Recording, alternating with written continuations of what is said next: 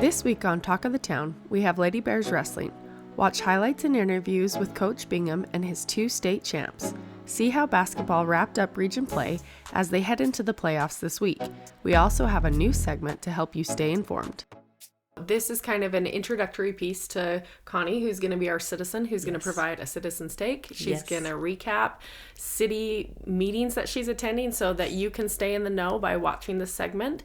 And you had mentioned Midland Square. We're going to have a whole segment on that. We'll have the presentation so we can show the in-depth the slides, and so you guys can see what's happening there. And that will continue to unfold, but will be finalized at the end of this year. Yes. Connie, let's just kind of start with your background. And, you know, you're a resident, you've been on the school board, and you're a former city council member too. Yes. I grew up in a small town, Grantsville, Utah, and I went to school in Provo, and I met my husband, and in 1977 we moved here. And we hadn't lived here very long, and we had twins about 10 months into marriage. We had identical twin daughters, and we've had 2 other children since. So we have a grand total of 4 children. But I've loved living in Tremonton. It reminds me of my hometown, most certainly. But I think that I really started getting involved in our community when my children went to school. Highly involved in PTA on all levels. Really enjoyed making a difference and being part of the good. You're right. I have been on the Board of Education. This is my 20th year on the Board of Education. I represent the entire district. But I have a little soft spot in my heart for the Bears and all the schools. I love school. I've served a 4-year term as a city councilman, which was a great experience. I learned so much. It's like getting an education out of a fire hose, actually, to be on the city council. I started attending council meetings about 20 years ago. As a member of the school board, we're encouraged to be involved in the city dealings. But I've tried to attend a lot. And this is why I was asked to run for city council. It wasn't necessarily that I wanted to be a city council member, but because I was asked and I thought, I could probably offer some things. So I've been going, but I go to, I attend regularly planning commission meeting. It's a meeting for all of our citizens can attend that. I also attend a meeting called DRC, which is a Development Review Committee, and it's held every week, if need be. And it's a meeting where developers come in and they talk about what they have in mind, the property that they own. And that is probably one of my funnest meetings. And then, of course, I attend city council meeting. And city council meeting is really the nuts and bolts of the city. You were the councilwoman for the past 4 years. Yes. Now you're back in the audience listening. Yes. Tell me a little bit about how it's different on each side. Well, I think that when you're up front, you're expected to contribute a lot. When you're in the audience, you're listening. I'm listening. I'm taking notes, and I'm observing the spirit of the room. And I have to tell you that, I was observing the spirit of the room on both counts. But as a city councilwoman, I came to listen and contribute. But I wanted to be a part of the good that's going on in Tremonton. So I really am not one to get too wrapped up in the negative or the rumor or the gossip. I want to be involved in things that are truly happening and that are the things that will make Tremonton better. I want to be a part of that. Tell me a little bit about the time with as a council member, some of the things you're involved in and how you plan to continue to stay involved as a citizen. Oh, thank you for that question. I want to stay involved in the growth because growth is inevitable. Tremonton is not dying. It's growing. As I look out my kitchen window, I see the growth outside my kitchen window. And I can tell you that these people that are moving into Tremonton are contributing well to Tremonton, whether they be coaches, whether they be physical therapists, whether they be Northrop Grumman employees, whatever they are, they're coming here. And I think growth is something that we need to plan. And Tremonton has a plan, and it's called a land use plan. And I've read it many times, and I understand it. And I think we need to follow it. I think the plan is in place. We need to follow the zoning. The other thing that I think is really important for us to understand is water. We basically live on a lake. Our water table is high.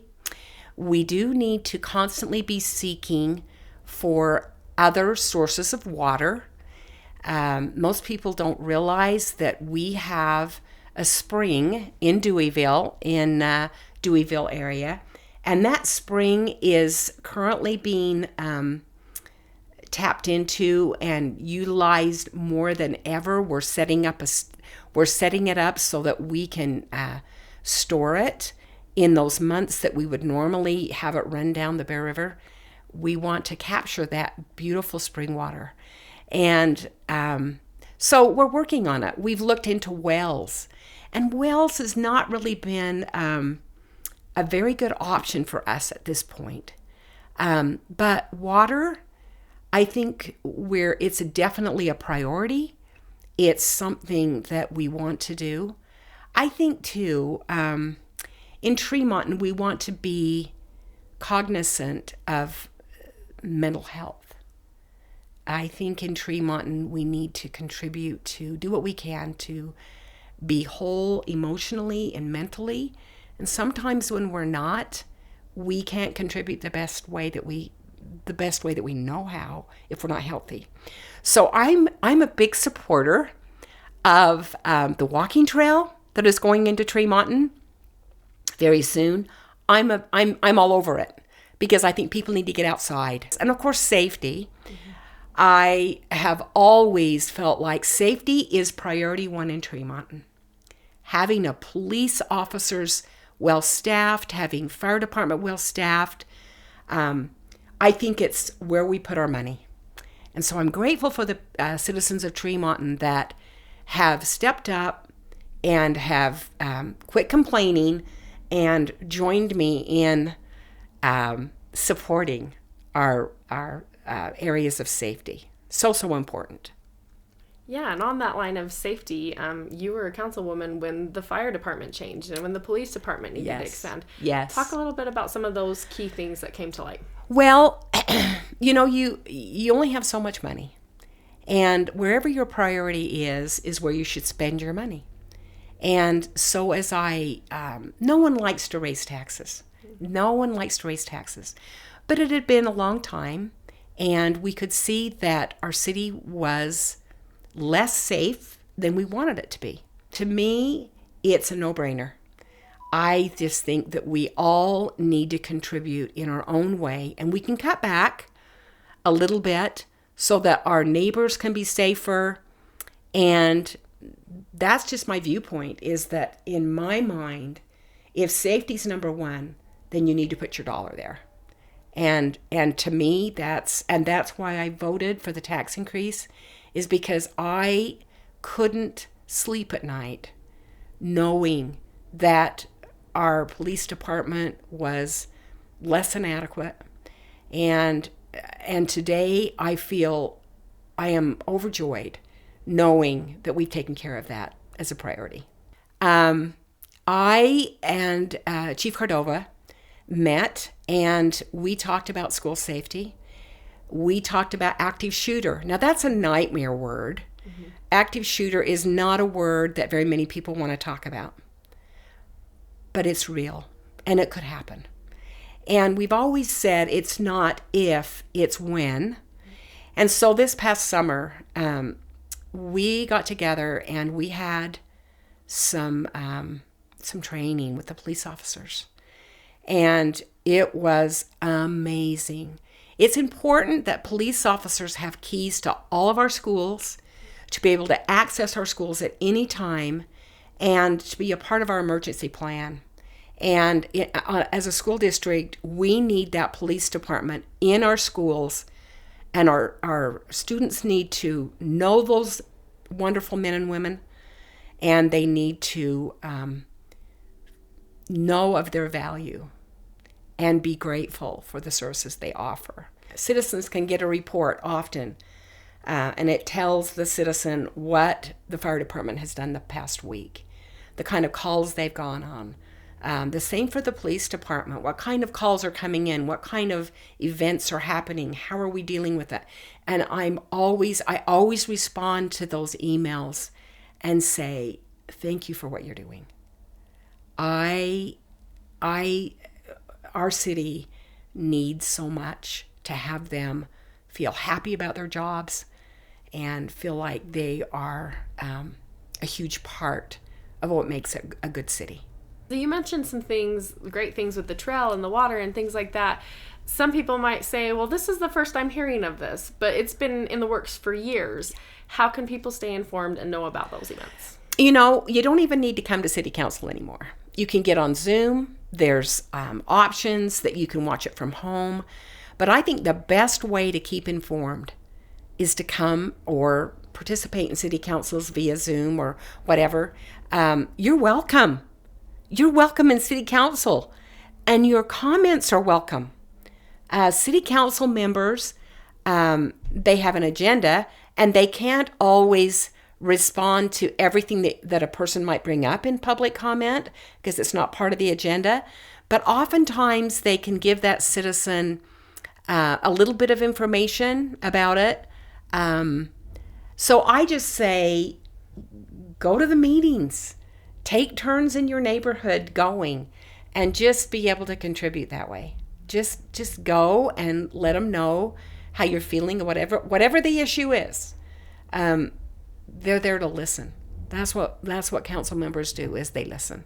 City council members are servants, and actually they're there. They represent us, and so. But sometimes we have to come and tell them how we feel. Just let them know how we're feeling about our city and how it can be better. And then I think it's important as a citizen to roll up your sleeves. And it's important not to just be a part of communicating the negative, but maybe even come with solutions and a willingness to be a part of solutions. So that's how I feel. Rather than voicing it to your neighbor and complaining over the fence, come to the place where solutions can take place. People should obviously attend, but if they have some conflicts, what are things they can do to research or dive in to find out what's happening and what's coming up? I think that the minutes and everything is posted online. You can get into the website of Tremont City. You can see the outline. You can view past meetings. We've really been working on communication as a city. We know that many people don't know how to obtain this kind of information. The segment we thought could be a good way to summarize some of that. What are you hoping to accomplish with it? Well, I think it's important, and I will tell you today that in Tremont City, things are transparent. When it comes to big decisions that are being made in Tremont, it's transparent. We've been talking for a long time. The citizen probably missed that meeting. For instance, Midland Square. How long have we been talking about Midland Square? Well over a year. It has not been something that just came out of the blue, that was done behind closed doors and no one knew. Those concept plans and the fact that we had put in for a grant in order to make these improvements to make these changes with continuous improvement. Those were stated and talked about, and committees were put together in order for us to come up with something that is would benefit Tremont City. That's just one example, but we talk about everything. It's out in the open. It's transparent. You may have missed the meeting as a citizen. The truth of the matter is very few people come to Tremont City meetings. Mm-hmm. You know, if we have 5 or 6 citizens, that's considered pretty good, besides our city employees that come. But we don't often see Tremont City residents there, and we welcome you. We want you to be a part of our meetings. We want you to be able to know what's going on. If you hear a rumor and it doesn't feel good to you, call the city offices, ask for the mayor, ask for the city manager. Find out for yourself what's really going on. Sometimes your neighbor or they may not know. And they may not mean to be spreading rumors, but sometimes rumors get spread, and then there's lots of angst that happen unnecessarily. What can we expect? What kind of things can be talked about? Are you going to have some guest speakers, things like that? Yes, we're going to have some guest speakers, some people that are well informed, people that are specialists in the field, or people that are in the know that can tell us about truth. I think it's important that we focus on that word, and that is truth. And I hope to help us to remember our mission about having a safe and a welcoming community. So as those meetings go, and I go to those meetings, I'm happy to share because I think it's exciting. There's just so many good things coming down the pike for Tremont. For instance, many of you may not know that the property where Denny's has been located will be a Jack in the Box. Those plans have been in the works for several months, and I learned through attending DRC. And I think it's important I mentioned the Jack in the Box because that hasn't been discussed at City Council, because there's a process. There's DRC, Development Review. That's where a lot of those things start. Yes. Then they move into planning. They might go back to DRC, but then they eventually come to City Council. Yep. So not only is City Council important, but people should be paying attention to the other meetings as well. That's correct. Like I said, DRC is the meeting where the developers come and they go through the processes that Tremont has in place. Everything is talked about and very much it's transparent. Things are transparent in Tremont.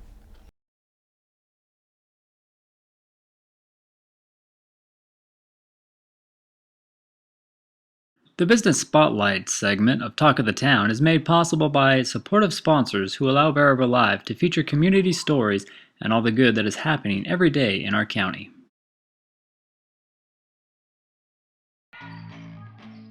Littlefield with a grab and shoot on the baseline, put it up and in. On the right, drives in, kick out, baseline, jumper up, Brooklyn Pond, nothing but net. Fry holds left side. Good call, Peebley down low off the bank and in.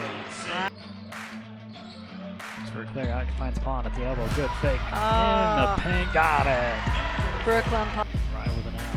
Stop, pop, 3 on the way, nothing but net. Winger moves it over to Littlefield. Good move. Yeah, from. Right. Daniel's not going anywhere. Here's a foul and 1. Corner, and this is Delgado. Good pass from the elbow. Wilkinson, nothing but net. On this possession, kick out, long 2. Fry gets it to go. Littlefield.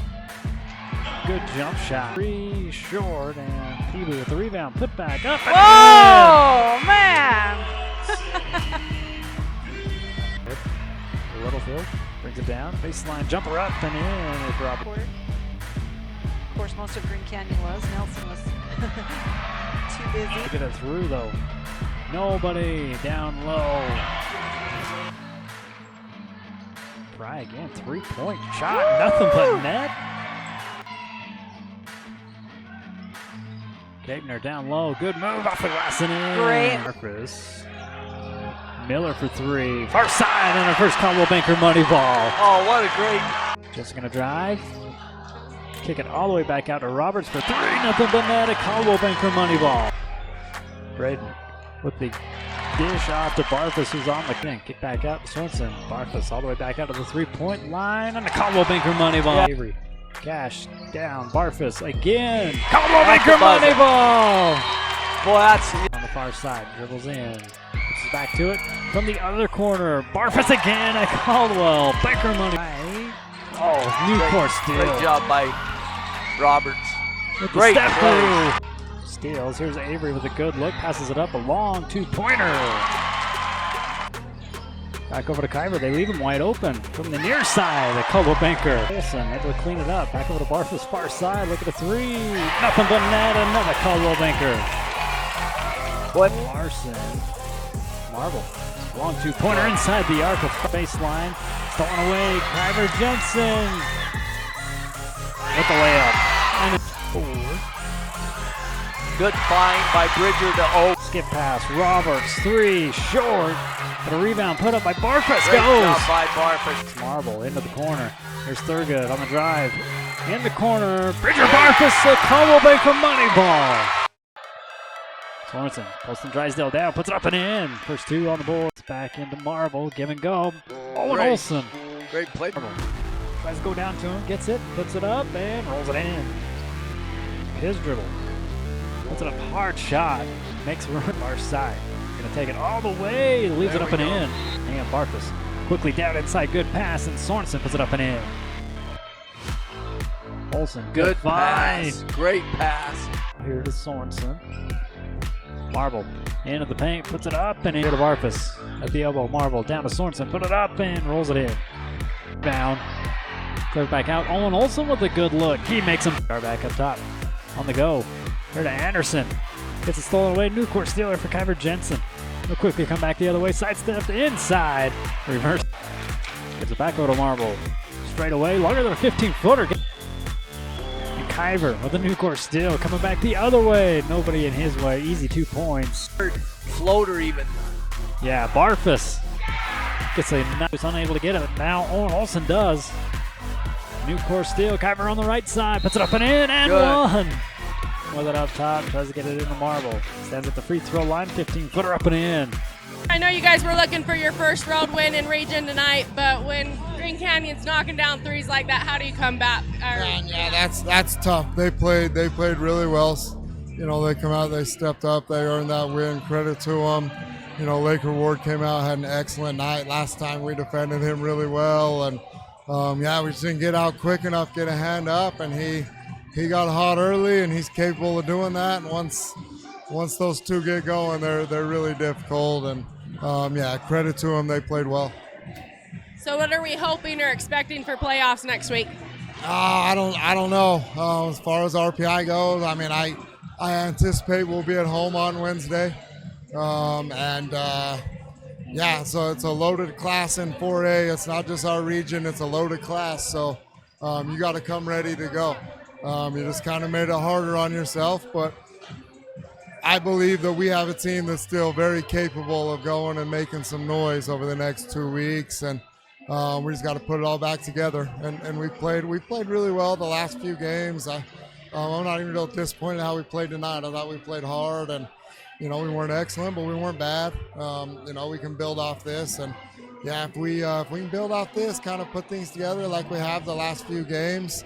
We're a really, really dangerous team. And so what's the conversation in the locker room tonight, and how do you guys plan to refocus? There's a lot of upset kids, and you just gotta kind of remind them in this region. I mean, realistically, we're a handful of shots in different games away from being first, second in region. I mean, it was that tight, and so they got to keep their heads up, and we got to stay mentally strong because.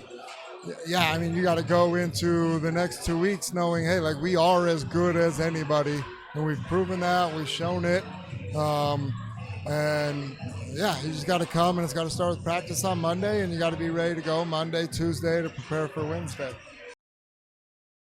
Round 1 of the playoffs starts this week with the Lady Bears going to Mountain View on Tuesday and the boys host Hurricane on Wednesday. Catch both those games live and on demand at Bear River Live.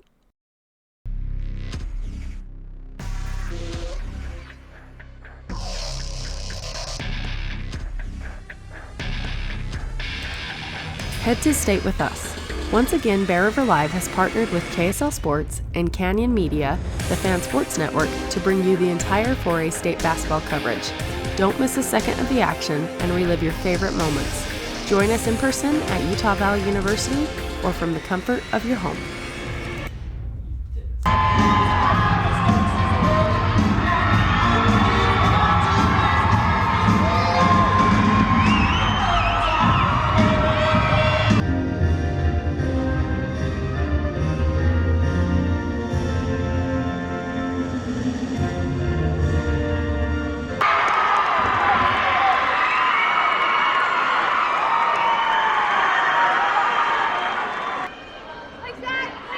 Cross space. Get your leg back, good. No throws. Move.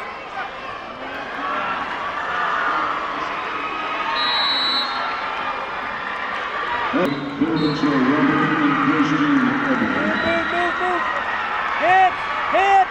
Don't reach back.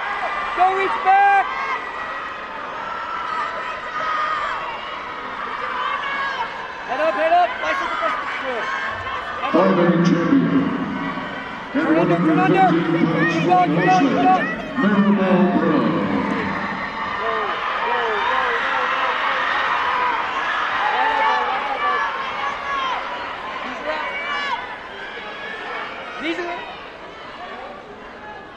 Know where you are. 6A champion at 120 pounds, Alina Navarrete.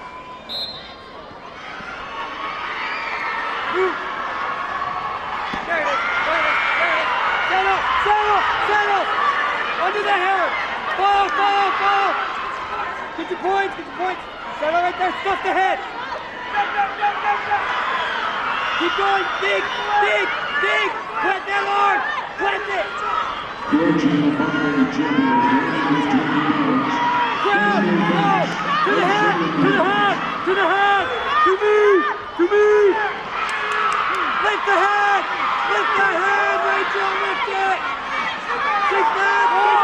3, 2, 1, time! Good job, Rachel!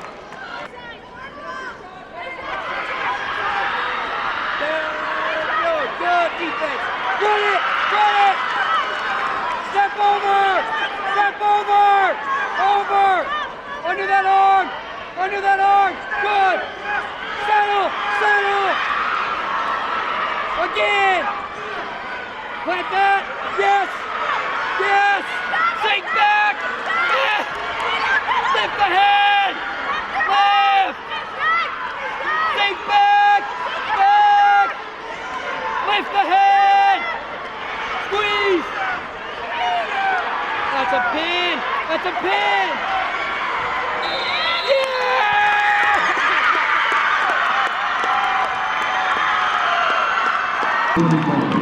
From Bear River,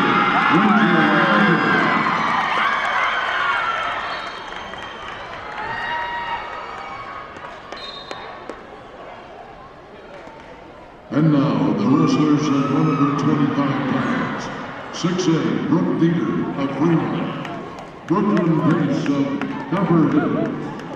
In the 5A match, Ellie Johnson of Villanova. Paisley Manson of Stewart. Sophia Johnson of Florida.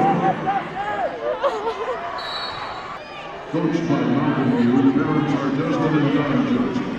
She's a freshman. Great job, girl! Great job! Oh, it's awesome! So happy. Parents are Jennifer Jimmy Johnson. Ellie Johnson of Florida. Parents are James and Johnson. There's a 22-year-old Yeah! Boom! So proud of you. So proud.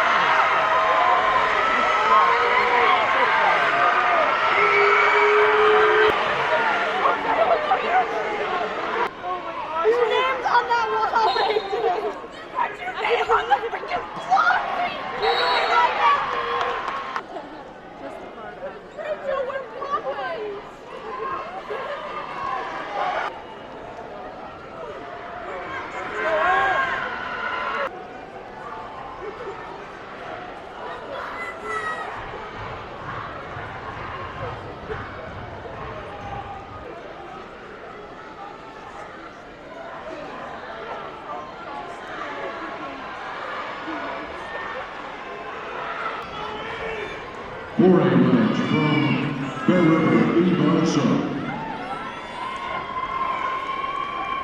And the champion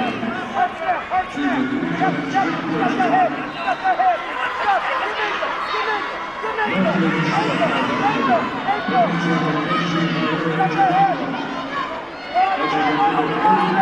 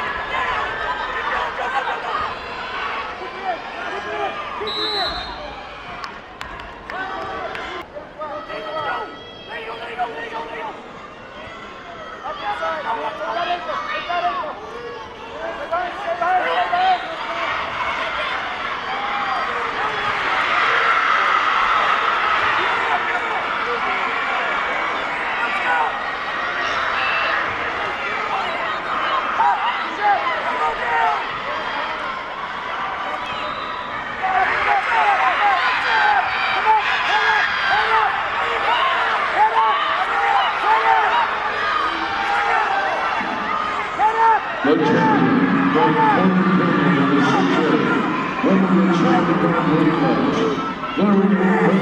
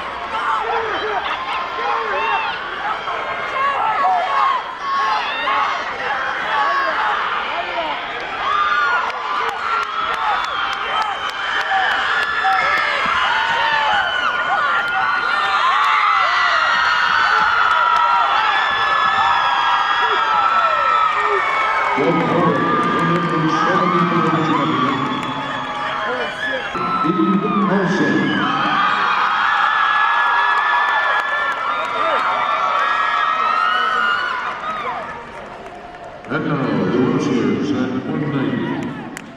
4A match Riley Smith of Bear River and Brooke Keller of Cumberland. of Hunter and Olivia Ramos of Maplewood.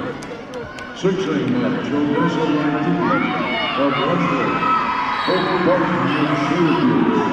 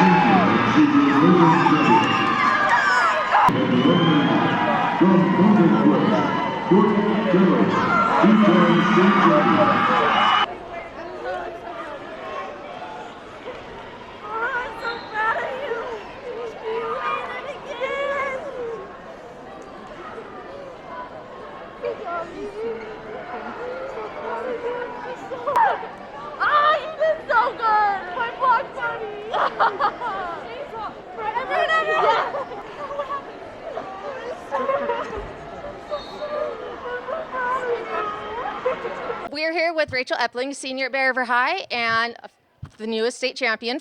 Let's just talk about your journey getting here as far as starting from the beginning of the season to where you are now. What would you say has been the biggest change?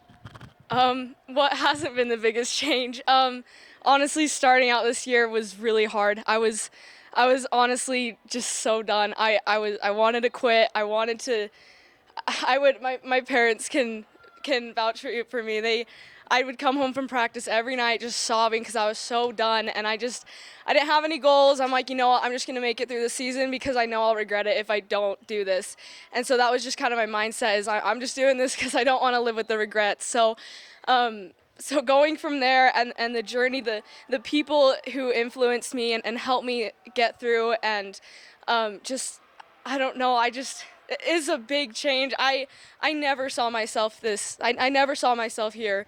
Like, even at divisionals, I talked to my dad. I'm like, Dad, what if I don't even make it to state? Like, I don't even know if I'll make it.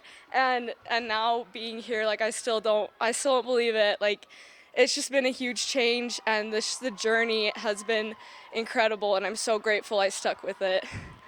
Really, my dad and my coach, Nick Bingham, really helped me through this year. It was the day before divisionals, and I didn't have any goals. I'm like, you know what, I'm just going to wrestle my best. We'll see if I even make it to state.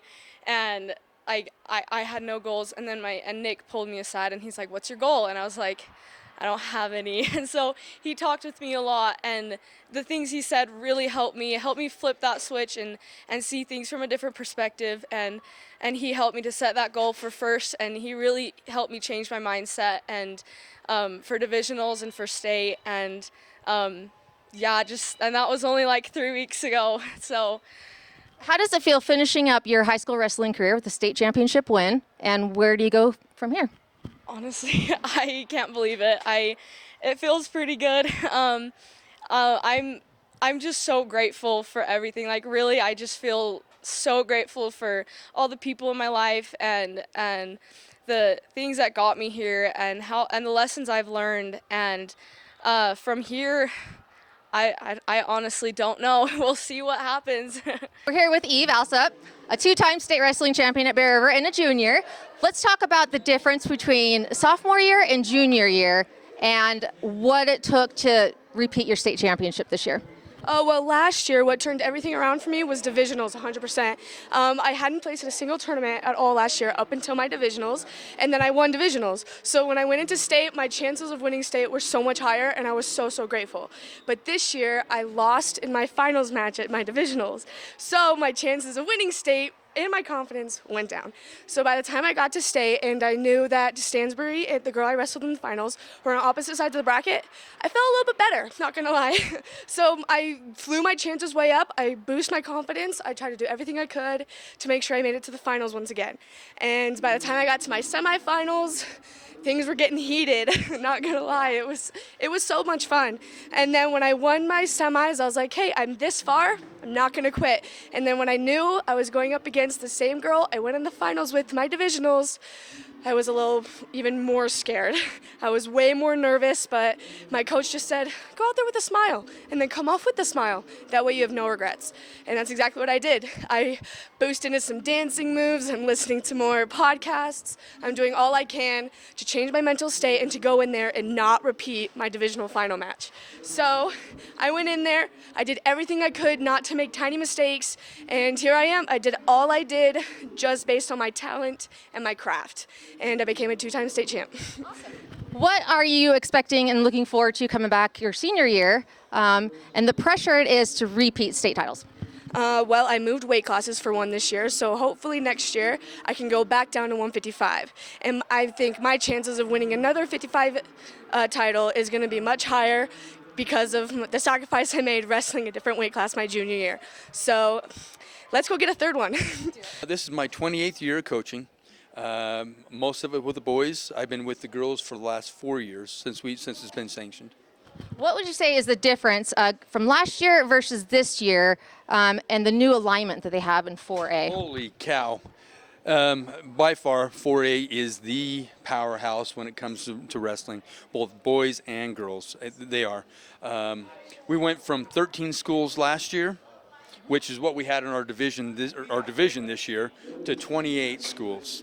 And like I said, and they're powerhouses. I mean, there are some big, tough schools here. And so there's a huge difference. What did the girls learn, though, from getting that competition? So, not saying that we didn't wrestle good the last few years, but the competition level came up, and so they had to improve their game. And they have to be able, the challenge is there. And so they have to step up to that challenge if they want to achieve what they achieved last year. Taken second this year behind Mountain Crest yet again. What were the challenges this year, because you had Uinta, another traditionally powerhouse school? So bottom line, going in the state tournament, the state, they kind of counted out Mountain Crest and Bear River. They figured Una was going to come in and just wipe everybody out. The state, a lot of these schools. And so they counted us out. And we came in and we just battled, and we battled. So every year, so this is my 4th year taking second. I'm tired of it, but it's my 4th year taking second. This by far is probably the best year. I'm more excited about this year than any other year, because we went out and we earned it. We scratched, we fought. It was all the way through. We had to win that last match in one of the last rounds to clinch it. And it came down to the wire. And so it was a hard-fought match. And these girls, they knew exactly where we were. They knew exactly where we needed to get to. And they did it as a team. And they did it for themselves, but they did it for their sisters. And I love that. And you kind of find they appreciate that more, that whole win, that when they have to work so hard and it's so close. Oh, absolutely, absolutely. And it makes them better for next year. So I'm excited. Talk a little bit about Rachel and coming back her senior year. She took second in state last year. What was the difference that you saw her junior year versus her senior year? So at the beginning of the season, she didn't want to. She struggled. Yeah, and it's just one of those things that it's a lot of hard work, right? And I talked to her and I said, hey, just come smile. Just smile, be here. And I don't care if you win or lose. Just be here. Be my captain. And she was, and she did.